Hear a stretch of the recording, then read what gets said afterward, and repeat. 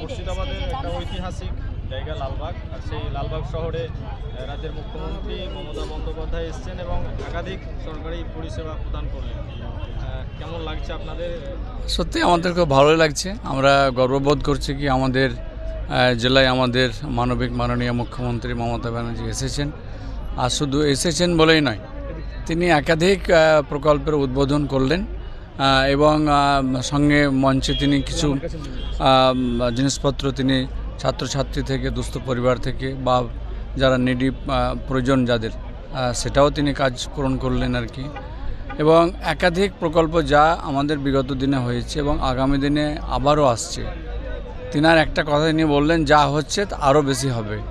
এই যে তিনার ইচ্ছা মানসিকতা, বাংলার মানুষের পাশে থেকে এই যে মানুষের কাজ করার লক্ষ্য, আমরা গর্বিত, ওনাকে কৃতজ্ঞতা জানাই আর কি। এবং আজকে এই যে মুর্শিদাবাদ, একটা সময় তিনি বেছে নিয়েছেন যে বাংলার যে রাজধানী ছিল, বাংলা, বিহার, উড়িষ্যার রাজধানী মুর্শিদাবাদ, সেই মুর্শিদাবাদকে বেছে নিয়েছেন। তার জন্য তিনাকে ধন্যবাদ জানাচ্ছি আর কি। ঠিক আছে।